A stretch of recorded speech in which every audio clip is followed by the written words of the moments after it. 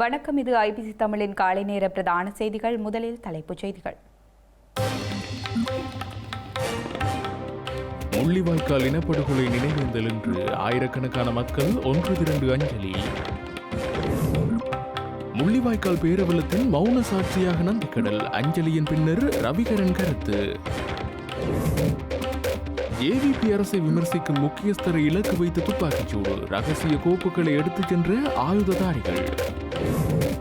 தமிழர் தாயகத்தில் நிலவும் மழையுடன் கூடிய வானிலை, பல பகுதிகளில் காற்றினால் வீடுகள் சேதம். தேசபந்துவுக்கு எதிரான விசாரணை நாளை ஆரம்பம், விசாரணை குழுவில் முன்னிலையாகுமாறு அழைப்பு. இந்தியாவின் உந்துகணை பரிசோதனை தோல்வி, விரிவான ஆய்வு நடத்தப்படும் என்கிறார் இஸ்ரோ தலைவர். நியூயார்க்கின் முக்கிய பாலத்தில் மோதுண்ட மெக்சிகோ கடற்படை கப்பல், 4 பேரின் நிலை கவலைக்கிடம்.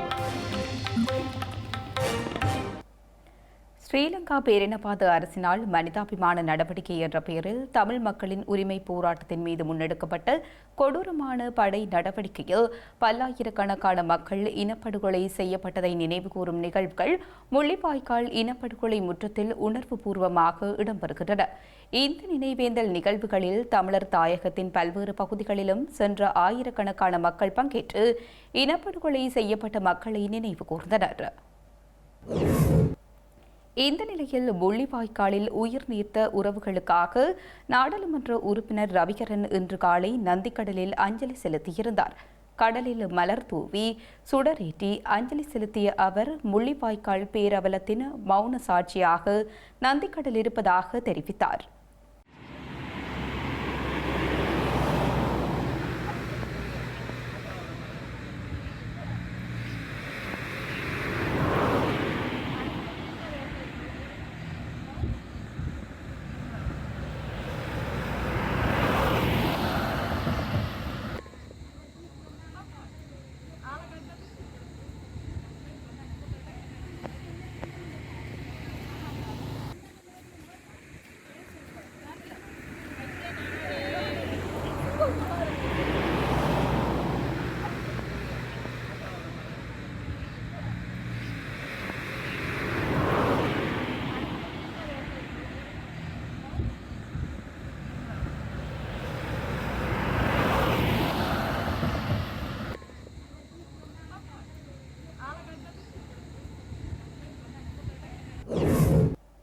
சிரட்டை கஞ்சி என்பது தம்முடன் வாழ்ந்தவர்களின் ஆத்மாவாக எண்ணுவதாக இலங்கை தமிழரசு கட்சியின் நாடாளுமன்ற உறுப்பினர் சிவஞானம் ஸ்ரீதரன் தெரிவித்துள்ளார். இறுதிக்கட்ட போரில் பட்டினியாலும் தமிழ் மக்கள் படுகொலை செய்யப்பட்டதாக முள்ளிவாய்க்கால் நினைவேந்தல் நிகழ்வில் கருத்து வெளியிட்ட போது அவர் குறிப்பிட்டுள்ளார். இறுதி யுத்தத்தில் உயிரிழந்தவர்களுக்கான நினைவேந்தலும் முள்ளிவாய்க்கால் கஞ்சி வழங்கலும் தமிழரசு கட்சியின் ராமநாதபுரம் வட்டாரத்தின் ஏற்பாட்டில் வட்டக்கட்சி பொதுச்சந்தை முன்பாகவும் வட்டக்கட்சி வட்டாரத்தின் ஏற்பாட்டில் ஆறுமுகம் வீதி சந்தையிலும் இடம்பெற்றது. இந்த நினைவேந்தல் நிகழ்வில் நாடாளுமன்ற உறுப்பினர் ஸ்ரீதரன் ஸ்ரீலங்கா படையினரின் தாக்குதலில் இந்த நினைவேந்தல் நடைபெறுவதாகவும் குறிப்பிட்டார். இப்பொழுது 16 ஆண்டுகள் கடந்திருந்தாலும் கூட இந்த மண்ணிலே இந்த சிரட்டை என்பதும் சிரட்டையினூடான கஞ்சி குடித்தல் என்பதும் கூட எங்களுடைய ஒரு வரலாற்று அடையாளமாக இருக்கிறது.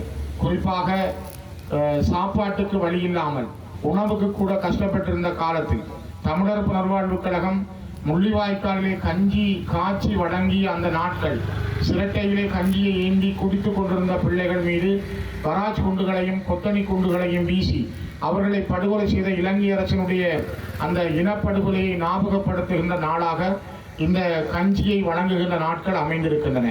ஆகவே இது ஒரு சாதாரண விடயமல்ல.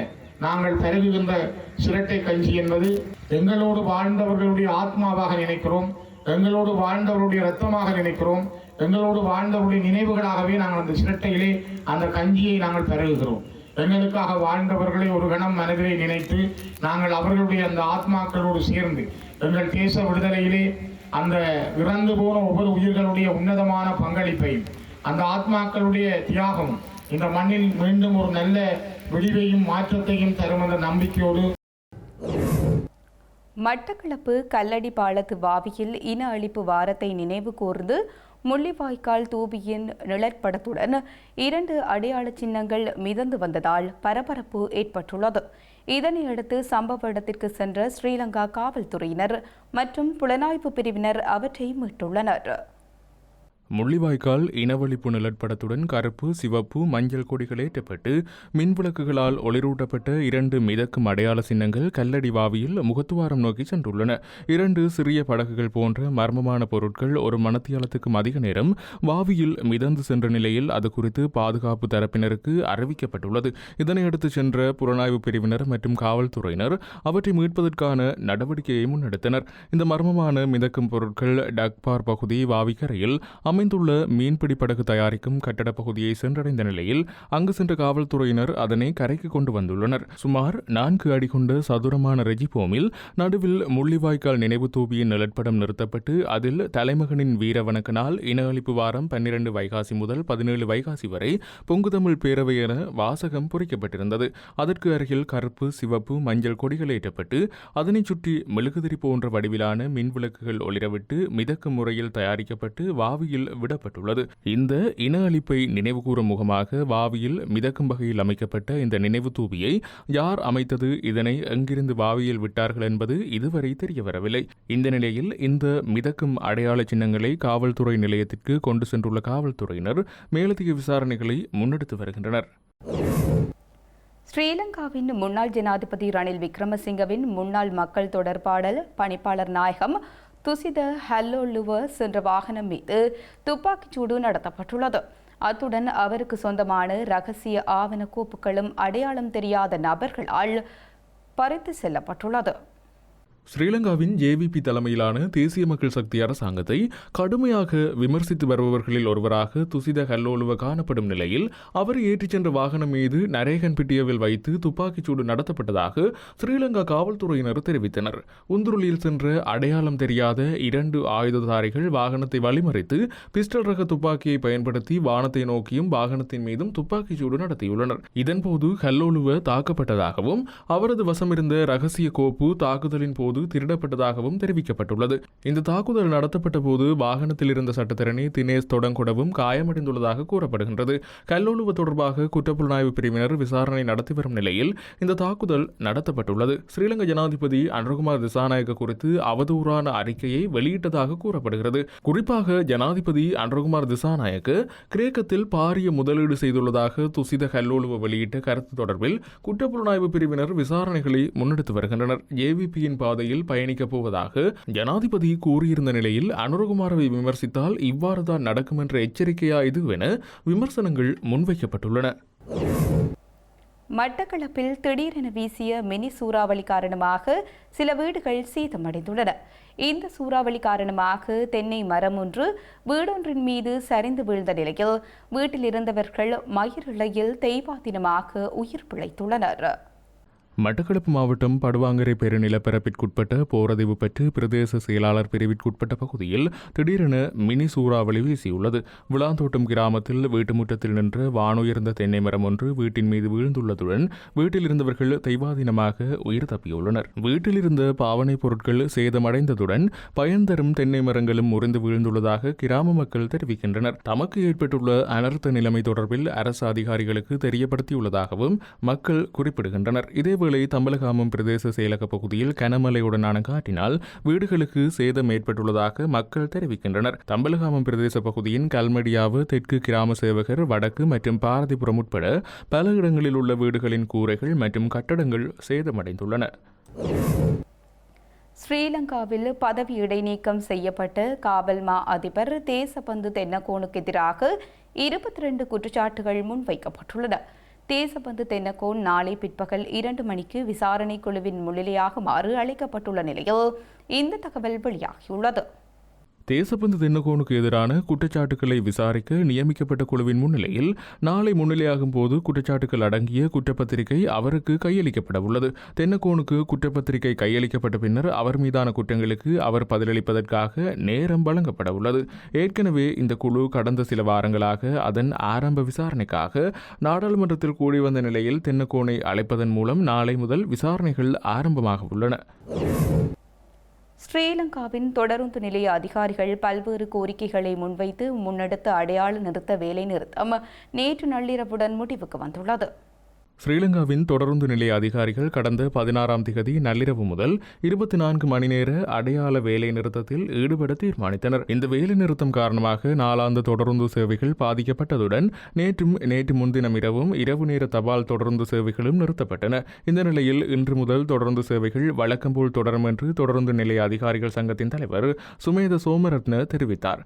எனினும் தமது கோரிக்கைகள் நிறைவேற்றப்படாவிட்டால் எதிர்காலத்தில் தொடர்ச்சியான வேலை நிறுத்தத்தில் ஈடுபடுவோம் என்று ரயில் நிலைய அதிகாரிகள் சங்கத்தின் தலைவர் எச்சரித்துள்ளார்.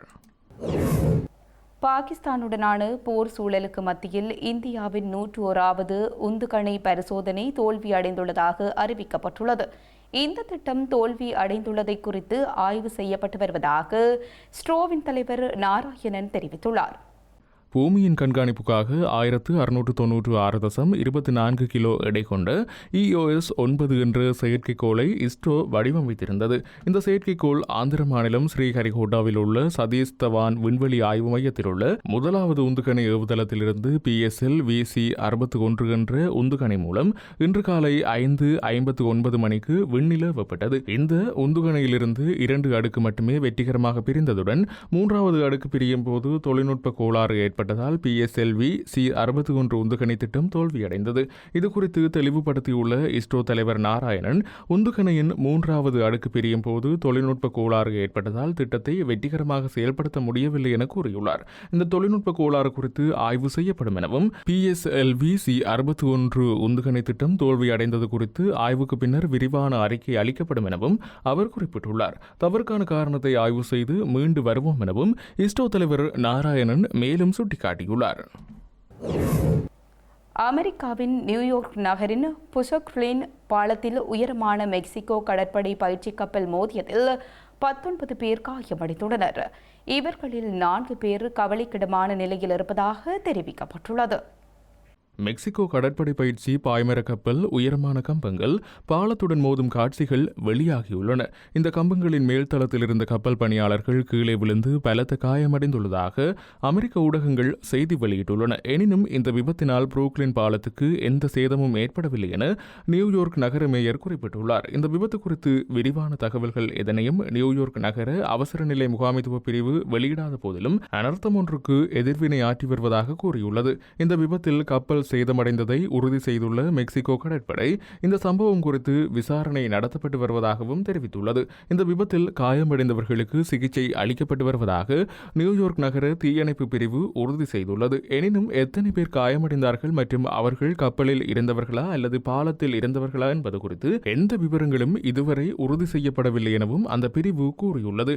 சம்பவ இடத்திற்கு விரைந்துள்ள நியூயார்க் மேயர் எரிக் அடம்ஸிற்கு அங்குள்ள நிலைமை குறித்து விளக்கம் அளிக்கப்பட்டுள்ளது. நல்லெண்ண பயணமாக அமெரிக்காவுக்கு சென்றிருந்த மெக்சிகோவின் கடற்படை கப்பலில் 200க்கும் மேற்பட்ட பணியாளர்கள் இருந்ததாக ஊடகங்கள் செய்தி வெளியிட்டுள்ளன. செய்திகளின் நிறைவாக மீண்டும் தலைப்புச் செய்திகள். முள்ளிவாய்க்கால் இனப்படுகொலை நினைவேந்தல் என்று ஆயிரக்கணக்கான மக்கள் ஒன்று திரண்டு அஞ்சலி. முள்ளிவாய்க்கால் பேரவலத்தின் மௌன சாட்சியாக நந்திக்கடல் அஞ்சலியின் பின்னர் ரவிகரன் கருத்து.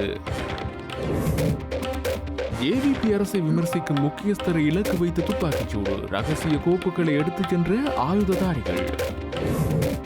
தமிழர் தாயகத்தில் நிலவும் மழையுடன் கூடிய வானிலை, பல பகுதிகளில் காற்றினால் வீடுகள் சேதம்.